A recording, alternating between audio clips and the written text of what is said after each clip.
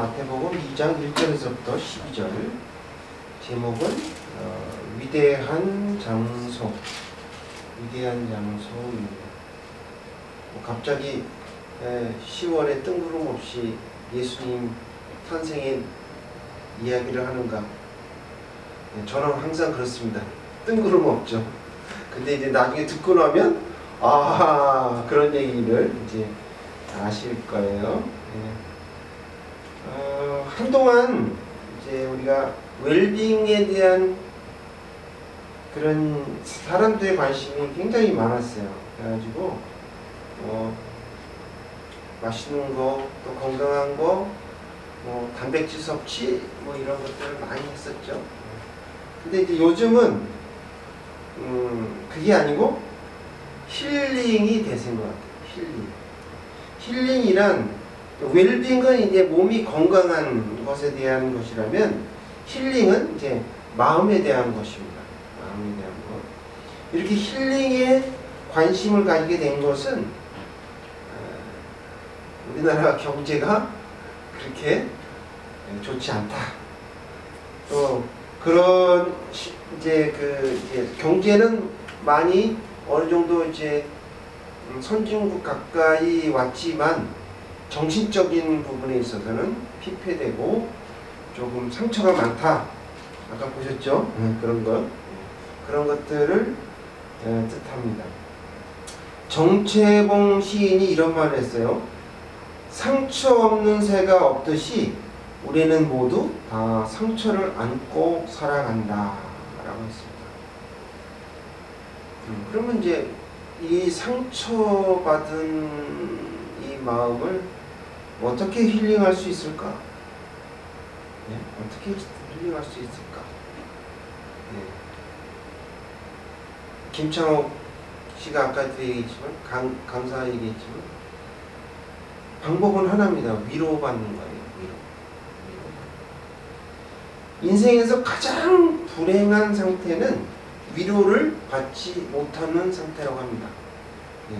아무리 힘들고 아무리 막 어려워도 누군가가 나에게 위로를 해준다면, 누군가가 나와 함께 해준다면 이길 수 있다는 거예요. 회복될 수 있다. 인간은 그래서 힘들어서 힘든 게 아니고 외로워서 힘든데요. 외로워서 힘든다고 합니다. 위로받지 못해서 더 힘든 것이죠. 고통 자체보다는 그 더 큰 슬픔은 그것을 위로해 줄 수 있는 사람이 나에게 없다라는 현실이 가장 어려운 것이죠. 그래서 이제 하나님은 우리에게 인류가 다 막 불행하면 어떻게 해요? 그래서 주신 게, 천사를 주신 게 뭐예요? 가정이잖아요. 가정을 주셨거든요. 그래서 우리가 아이를 키우면서 천사 같은 딸, 천사 같은 아들을 보면서 위로를 받고 이렇게 하잖아요. 어떤 분은 이제 개를 키우면서, 강아지를 키우면서 위로를 받기도 하고. 근데 요새는 사단이요, 가정을 파괴해버렸어요. 이혼하는 사람도 많고, 복잡한 뭐라 그럴까요? 현대 시대에 오다 보니 가정이 다 무너지기 시작. 그러니 어디 가서 이런 가정은 작은 천국이라고 했는데 위로를 받을 수가 없는 현실인 거죠. 10월 4일자입니다. 오늘이 이제 6일이니까 그저께죠. 10월 4일자 조선일보 기사에 한국이 팬데믹 이후 OECD 자살률 세계 1위랍니다. 세계 1위. 남녀 무슨 노소 관계 없대요.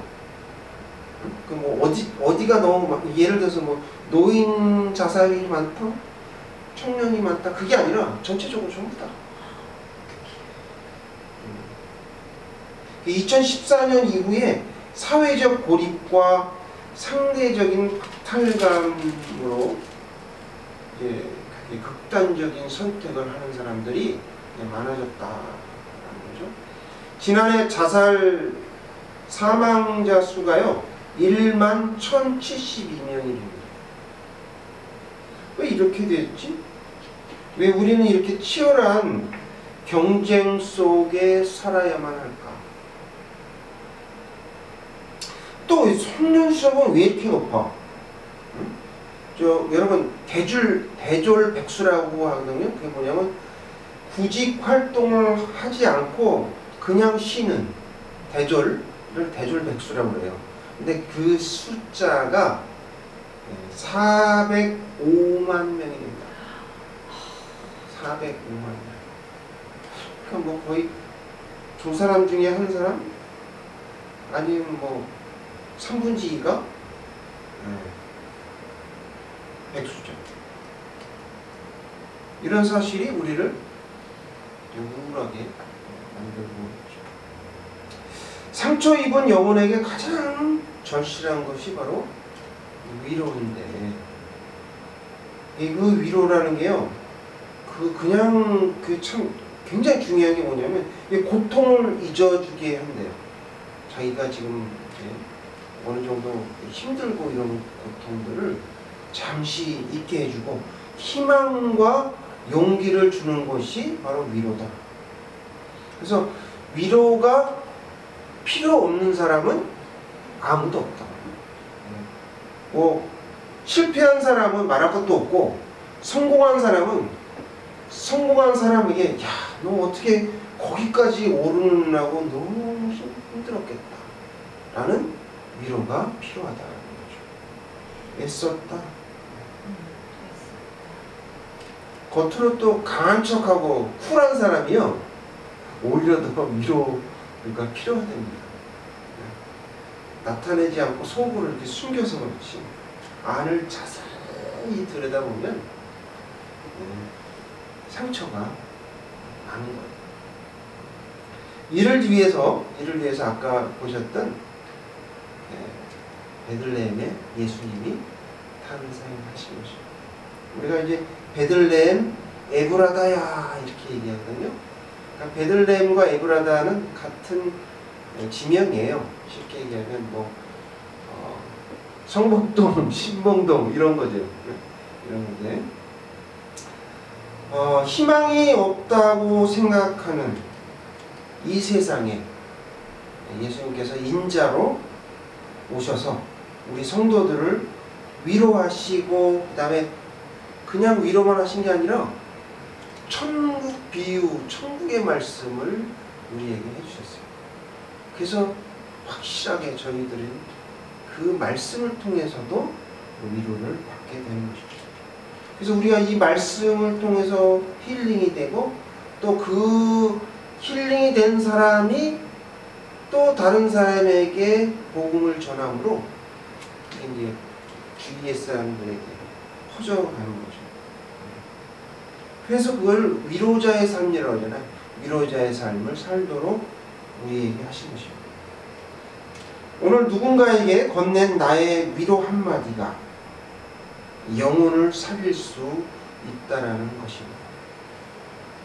그러면 위로받은 영혼이 되려면 어떻게 해야 할까? 오늘 본문을 통해 우리에게 주시고자 하시는 말씀이 있습니다. 첫째, 예수님의 재림을 사모해야 합니다. 따라해 볼게요. 예수님의 재림을 사모해야 합니다. 라고 말씀하십니다. 살아계신 하나님의 말씀입니다. 4절, 6절 다 같이 4절에서부터 6절까지 다 같이 봉독하도록 하겠습니다. 시작.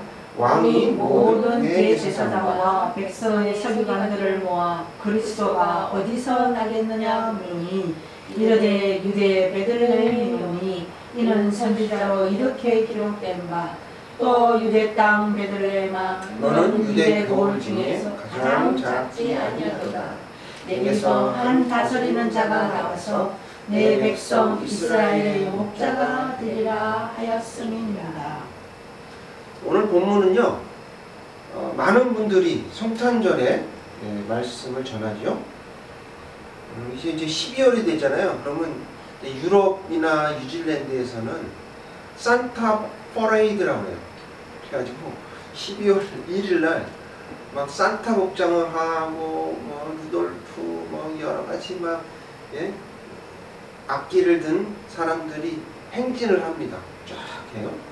근데 또 다른 한 달 내내, 그러면서 한 달 내내 이제 성탄절을 이제 준비하고 이제 하는데, 어떤 곳은 2달 하는 데도 있어요.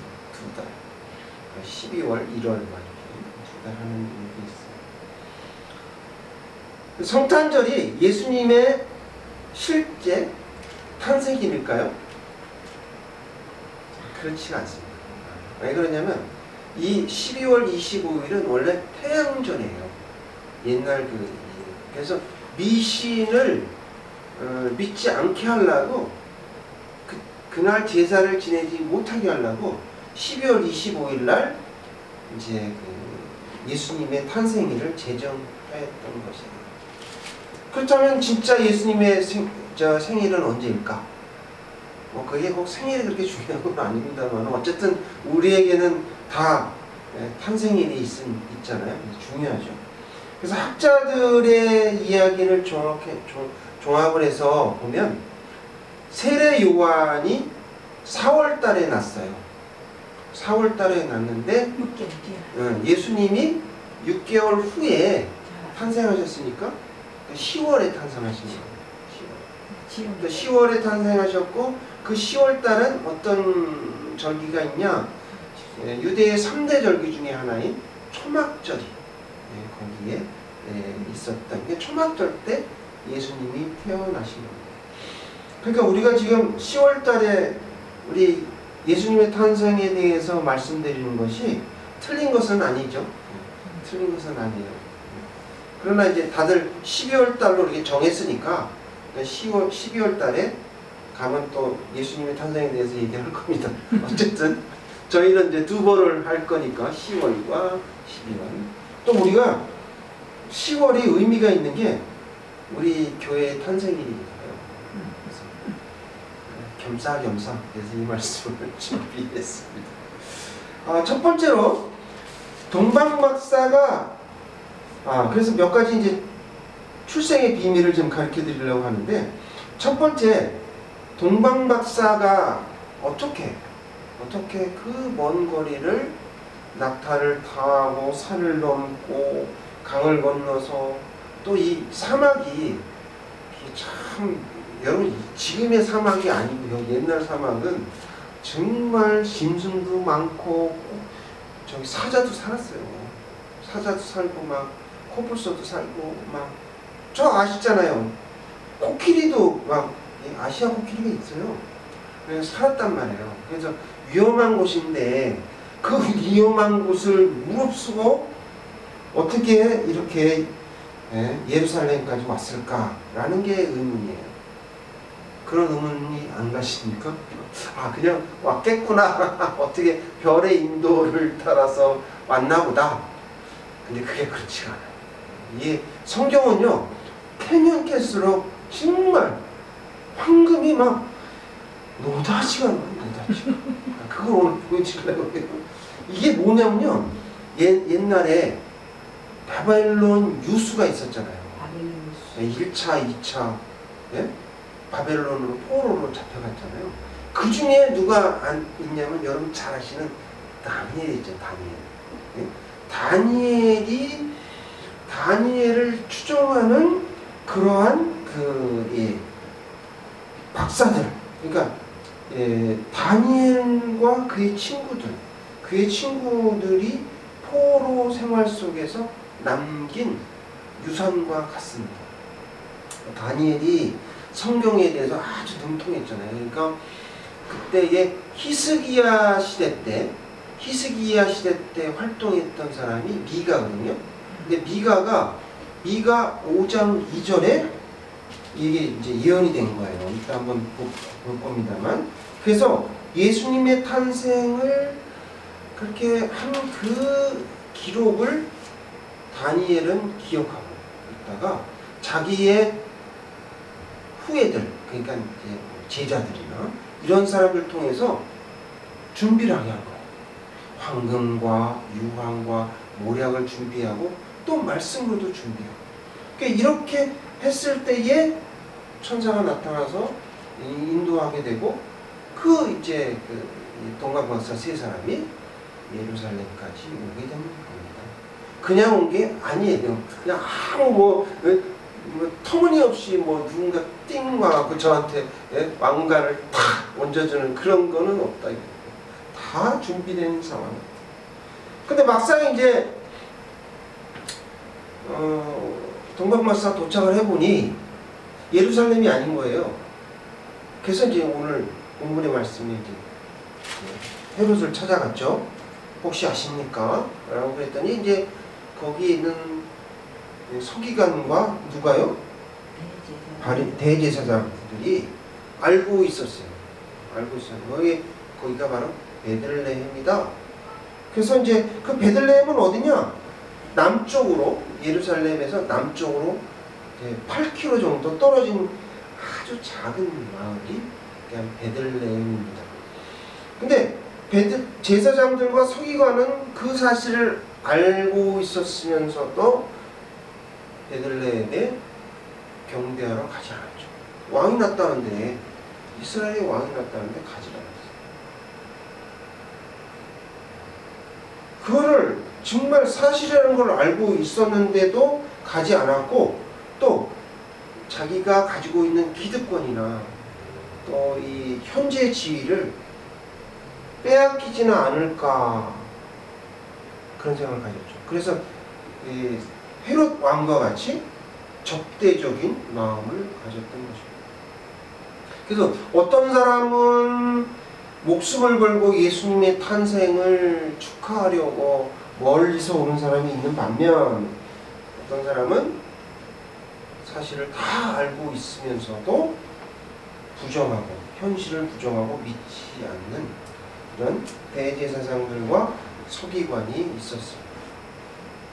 우리는 어떨까요? 우리는 그들과 과연 다를까요? 그렇지가 않습니다. 현대인은요, 예수님의 죽음과 부활을 믿지 않죠. 또 세상 살아가는 이런 만몬주의, 여러 가지 그 돈이나 그런 것으로 인해서 다시 오실 예수님을 기다리지도 않습니다. 또 어쩌면 또 오시는 것을 꺼려할 수도 있어요. 부자들은요, 뭐 이렇게 부자고 뭐 재밌게 사는데, 걱정 없이 사는데 왜 어느 날 갑자기 오셔서 이 모든 걸 멈추게 하시나, 그런 마음을 가질 수도 있습니다. 우리가 마태복음 25장에 보면 예수님께서 말씀을 하셨죠. 열처녀의 비유를 통해서 내가 어떻게 해요? 도둑같이 올 것이다. 도둑이 아니에요. 도둑같이지. 예수님이 도둑으로 이렇게 오신다는 게 아니라 도둑처럼 아주 은밀하게 몰래 오신다. 그다음 포도농부의 비유도 말씀하셨고, 그 이후에 말세에는 이러이러한 현상이 일어날 것이다 라고 우리에게 가르쳐 주셨지만 우리는 관심이 없어요. 그냥 어느 책에 그냥 써여 있는 것처럼. 그런데요, 예수님께서 이런 말세 현상은 성경에 보면 어떨 거라고 쓰여 있던가요? 여러분 읽어보셨죠? 지금 여러분이 보고 있는 이 상황이 지금 어떤 상황입니까? 곳곳에서 전쟁이 일어나고, 전쟁이 일어납니까? 안 납니까? 일어납니다. 최근엔 또 헤즈볼라 또 공격했대요, 보니까. 또 미국이 또 후티 반군을 또 공격을 했다라는 보도를 어제부터 들었는데, 또 기근도 일어나죠. 기근도 있고 지진도 있고 또 홍수, 허리케인 이런 현상들이 여기저기서 일어나요. 재난의 징조들이 여기저기서 일어나는데 나와는 관계없는 거예요. 태평이에요, 태평. 저는 좀 걱정이 됩니다. 왜냐하면 제가 성경을 계속 보다 보면 느낄 수가 있어요. 근데 어쨌든 저도 뭐 사람인지라 알 수가 없는데 평화를 위해서 기도하고 있습니다. 어떻게 될지 중동 자체를 예의주시하고 있는 상황입니다. 아무튼 간에 우리 성도는 예수님의 재림이 언제일지 모르기 때문에 우리가 대비하고 살아야 한다. 그러므로 예수님의 재림을 사모해야 한다라고 말씀하십니다. 둘째, 선별된 자가 되어야 합니다. 따라해 볼게요. 선별된 자가 되어야 합니다. 거룩하신 주님의 말씀입니다. 누가복음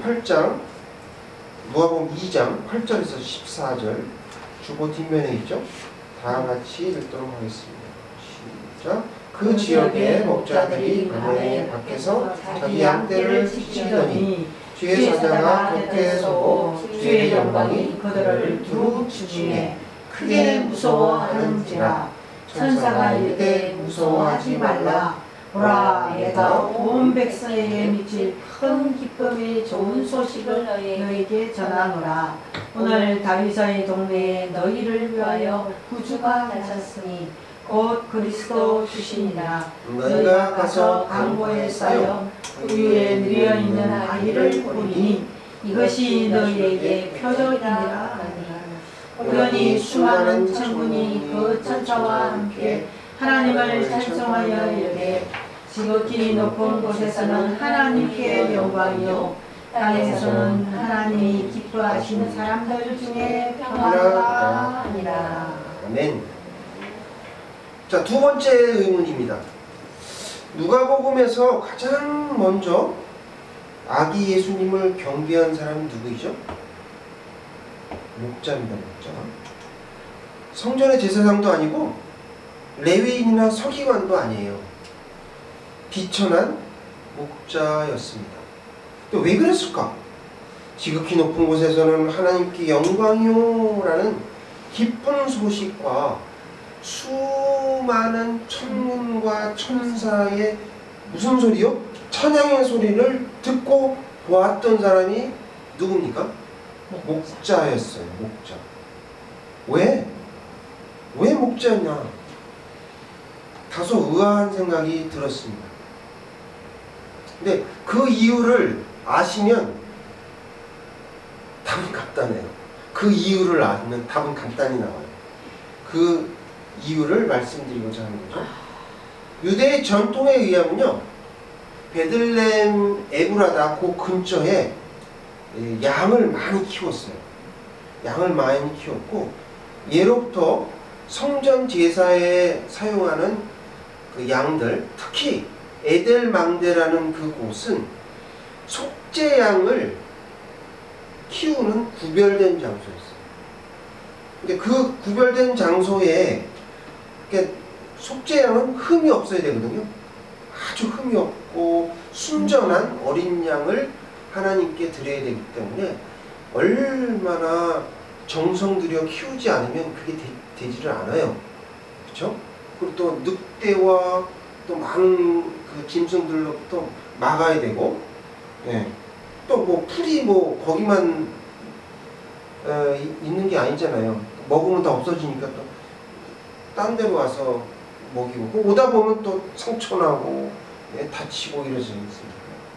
근데 여기에 목자들은 율법을 배운 사람들, 율법을 배운 사람들이고 거룩한 제사의식과 예로부터 내려오는 그 전통을 준수하는 사람이었어요.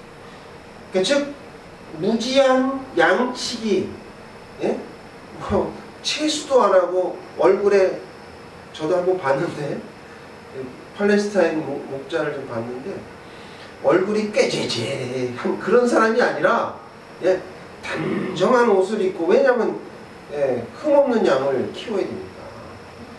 예? 그랬던 구별된 사람이었다. 메시아를 기다리던 그러한 사람들이었다. 그래서 천사들이 그들에게 먼저 예수님의 탄생을 알릴 것입니다. 어찌 보면 당연한 거예요. 그렇지 않습니까? 여기에 보면 이것이 너희에게 표적이니라 라고 되어 있잖아요. 그들이 그렇게 원했던 그 메시아, 그분이 바로 아기 예수님이었다는 거죠. 누가복음 2장 25절에 보면 시므온이 얘기가 나와요. 그죠? 성전에서 기다리다가 예수님, 아기 예수를 만나고 네? 너무 기뻐하던 모습들이 나오잖아요. 또 36절에 보면 과부 안나가 나오잖아요. 네. 몇 년을요? 84세까지 아내가 남편이 죽었는데 그 이후에 네? 84세까지 과부로 있으면서 아기 예수를 보려고 아기 예수님께 본다는 것은 뭐예요? 탄생을 축하하기 위해서 그렇게 했던 그런 것을 바로 뭐예요? 이것이 너희에게 표적이다. 바로 예수, 아기 예수님을 가리키는 것이죠. 예수님과 관련된 모든 사건들이요, 그냥 이루어진 것이 하나도 없다니까요. 하나도 없어요. 태초부터 인간의 구원의 역사를 시작하셨죠. 그래서 성경의 대표적인 메시아 탄생을 보면 이사야 7장에 임마누엘 하나님이 나오죠. 그리고 또 어디에 미가서 5장 2절 우리가 읽었던 거. 그 다음에 시편 2편 네, 아주 자세하게 예언이 되어 있습니다. 그래서 앞으로 일어날 예수님의 재림도 마찬가지다 이거죠. 아무에게나 주어지는 이런 축제가 아니라는 얘기입니다. 준비된 자, 구별된 자에게만 주어지는 특권이 될 것입니다. 이 지난주에 10월 1일 날 국군의 날 행사가 있었어요. 서울 공항 거기하고 광화문에 있었는데 제가 나가고 싶고 좀 그렇긴 했는데 서울공항에는요 누가 초대됐냐면 정부 3부 요인 그 다음에 별 4개 딱 고위급 장성들과 장교들이 초대됐고 그의 가족들이 초대가 되었습니다. 아무나 그렇게 구경하러 갈 수가 없죠. 초대받은 사람만 갔어요. 네. 방송에서 보니까 김정은이가 이제 그렇게 무서워하는 현무 5, 그 다음에 B1B라고 있어요. 랜서라고 이렇게 85톤의 그 폭탄을 실어갖고 조용히 갔다가 이렇게 퍼붓는 검은 백조라는 그것을 서울항공 앞에서 쫙 지나갔어요. 저는 TV로만 봤죠. 직접 가서는 못 봤습니다. 그러니까 초대를 받은 사람만 갈 수 있는 거죠. 하나님의 나라에 합당한 사람만이 초대를 받을 수 있다는 거예요. 그래서 우리는 구별된 자, 선별된 자가 되어야 한다. 그래야 천국에 초대를 받을 수 있습니다. 셋째로 회복해 하시는 분을 믿어야 합니다. 라고 말씀하십니다. 따라해 볼게요. 회복해 하시는 분을 믿어야 합니다. 말씀하십니다. 네. 고해사 성령님의 말씀입니다. 미가 5장 2절 아까 찾아오셨죠? 다 함께 읽어보도록 하겠습니다. 베들레헴 에브라다야 너는 유다 족속 중에 작을지라도 이스라엘을 다스릴 자가 내게서 내게로 나올 것이라. 그는 구원은 참고요 영원에 있느니라. 네, 아멘. 이제 세 번째 의문입니다. 왜 예수님의 탄생지가 베들레헴이냐 이거죠. 왜 베들레헴이지? 이스라엘 예루살렘일 수도 있고 그거보다 더 큰 도시가 될 수가 있는데, 미가 선지자가 BC 735년 전에 예언한 거예요. 아까 미가서 5장 2절에 나와 있듯이 그 예언이 치유된 것이죠. 우리가 베들레헴 에브라다라는 말을 이렇게 쭉 올라가면 창세기에 나오는데, 야곱이요 사랑하는 라헬을 얻기 위해서 밧단 아람이라는 곳으로 갔어요. 밧단 아람이라는 자기 친척한테 가가지고 결혼을 하려고 그렇게 애를 썼는데 7년을 일을 했죠. 근데 7년 동안 일하고서 결혼식 때 레아가 라헬로 바뀌었죠.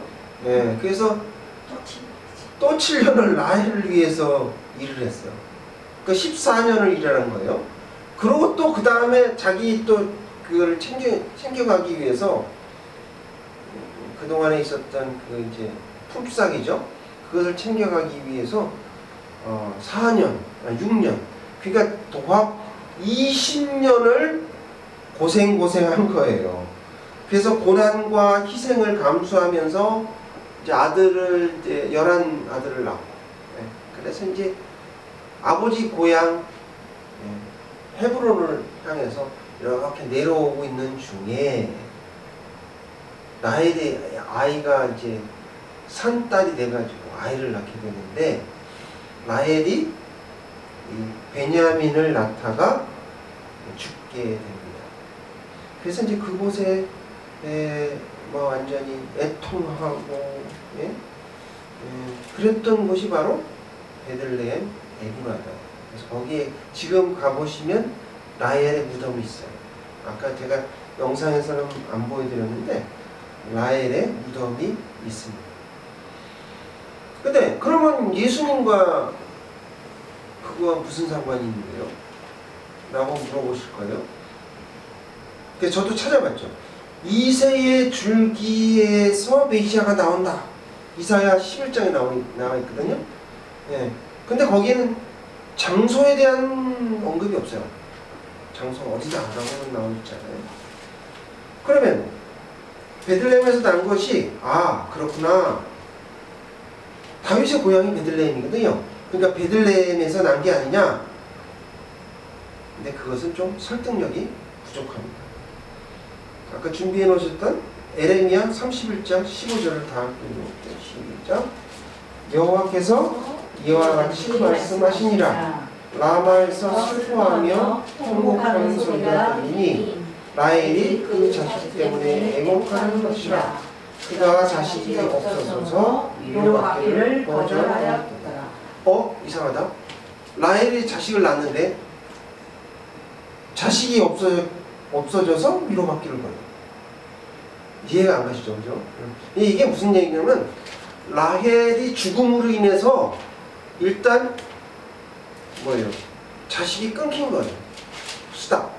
그 이후로는 자식을 낳을 수가 없는 거죠. 대를 잇지 못하는 거죠. 그게 슬픈 거예요. 진짜 이 말은. 그 말을 어디에서 인용을 했냐면 마태복음 2장 18절에 이제 헤롯이 동방박사에게 속은 것을 알고요. 베들레헴에 있는 2살 이하의 남자를 다 죽였어요. 베들레헴과 그 주변에 있는 그 참혹한 일이 벌어져서 그 일로 인해 가지고 베들레헴이 통곡의 소리가 밤새 동안 3, 4일 계속 일주일 동안 계속 지속되었던 곳이 바로 베들레헴 에브라다. 그러니까 장남이 죽던 누가 죽던 간에 대가 끊긴 거죠. 근데 이 말씀은 어떤 의미에서 쓰셨냐? 이스라엘을 회복을 위한 하나님의 통곡이에요.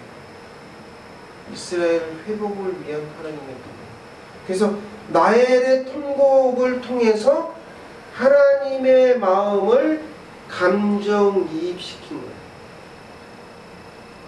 그 사건을 통해서. 즉 외아들인 예수 그리스도를 이 땅에 보내셔서 십자가에 못 박혀 달려 죽으시고 피와 땀과 눈물을 흘리고 돌아가실 때의 그 모습을 보신 하나님이 죽음을 슬퍼하시는 아버지의 통곡이었다.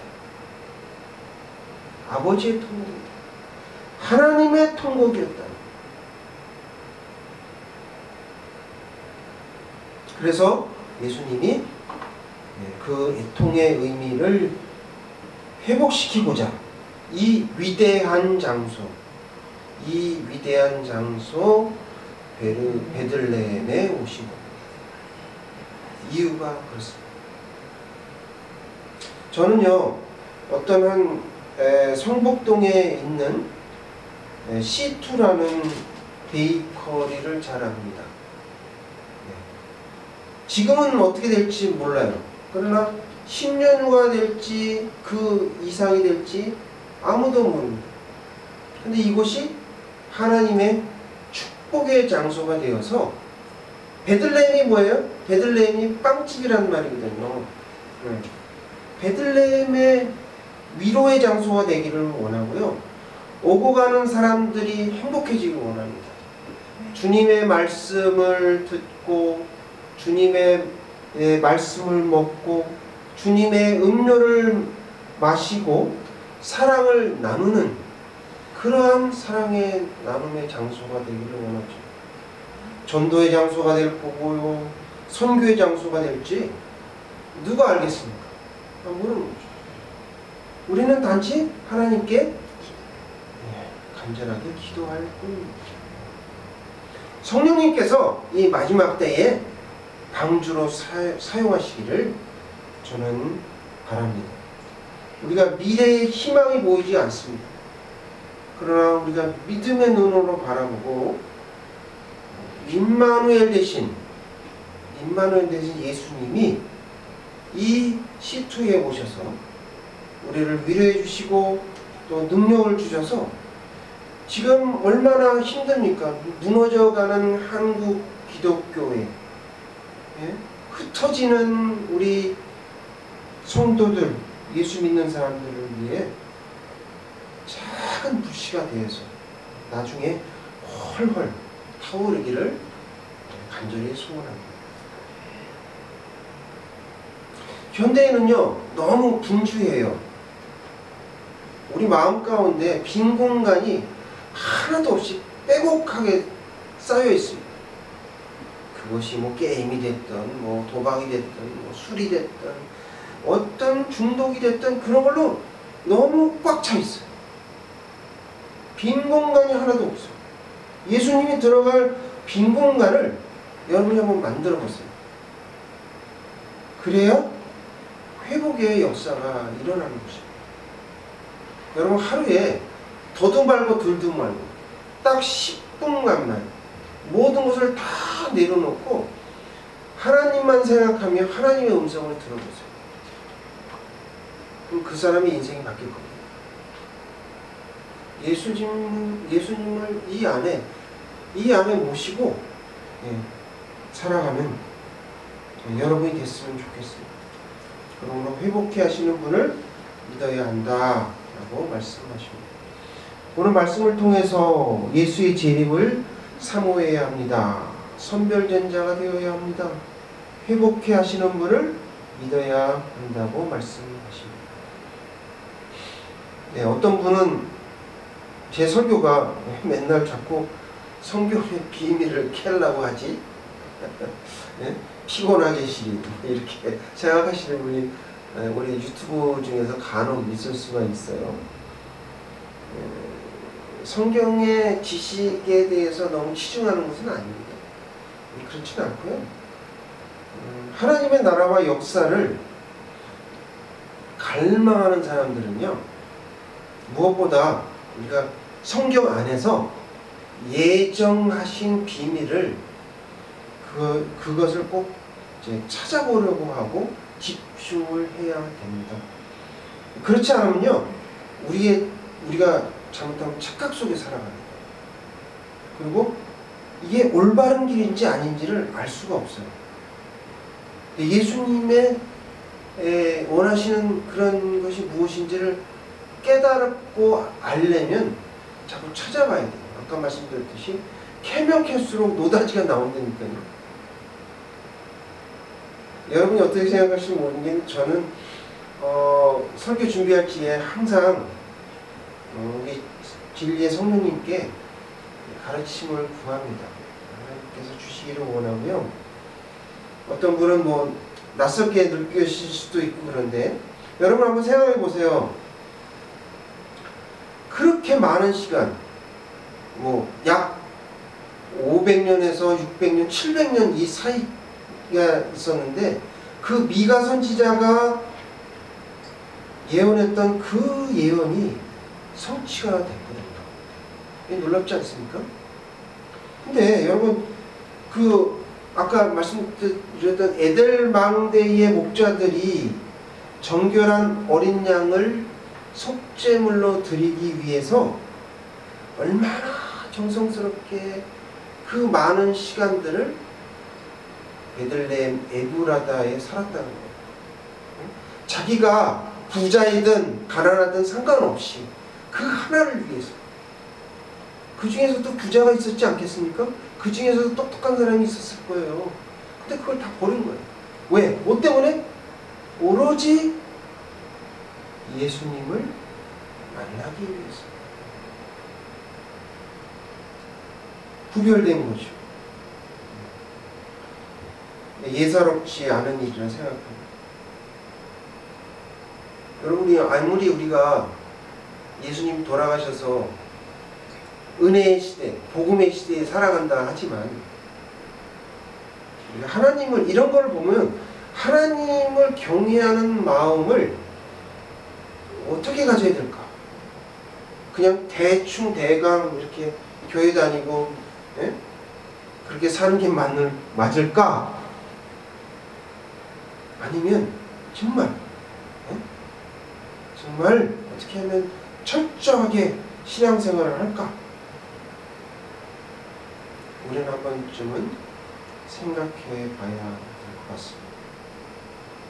여러분, 예수님이 처음 오실 때는 이런 우리 가난한 사람, 소외된 사람, 이런 사람을 복음을 전하시려고 가장 낮은 곳에 말구 위에 태어나셨어요.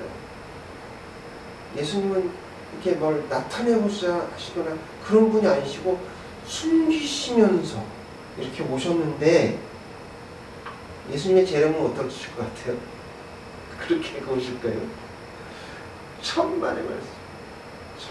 전혀 달라. 180도. 아까 보셨잖아요. 그 만군과 1000명의 천사들은 도대체 뭐하는 사람들? 그 사람들 밥 먹이를 하면 얼마나 힘든데. 그 사람들이 다 지금 한꺼번에 무장을 하고 그 다음에 막 퍼레이드를 하면서 꽃가루를 뿌리면서 호의를 하면서 천사들의 호의를 받으시면서 만왕의 왕 만군의 여호와로 이 땅에 심판하러 오십니다. 그러면서 각 나라에 있는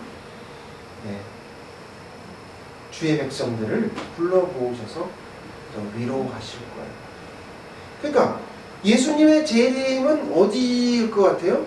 장소가, 위대한 장소가 예루살렘.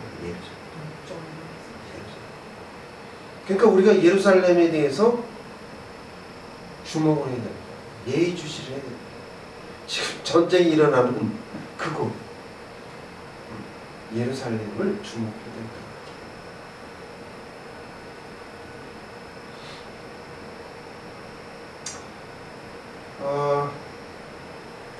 우리가요 예수님의 재림을 사모하고 천국 백성의 구별된 사람이 되려고 이렇게 우리가 노력을 하는 거죠.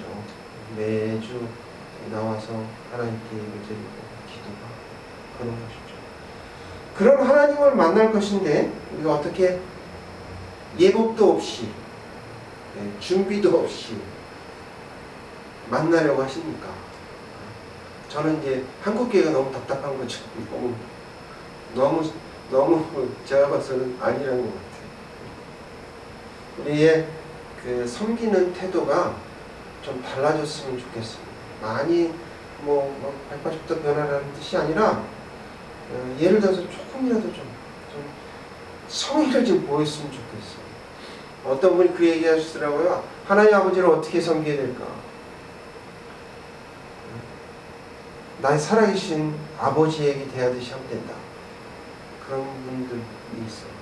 그 말이 틀린 말은 아니에요. 그보다 더 잘해야 되겠지만 보이지 않는 하나님을 섬기려면 지금 살아계신 나의 부모님께 효도하듯이 그렇게 하나님께 효도하시는 그런 분이 됐으면 좋겠습니다. 위로의 하나님을 만나는 사랑이라는 교회 성도님들 다 되시길 주님의 이름으로 축원드립니다. 다 같이 기도하시겠습니다.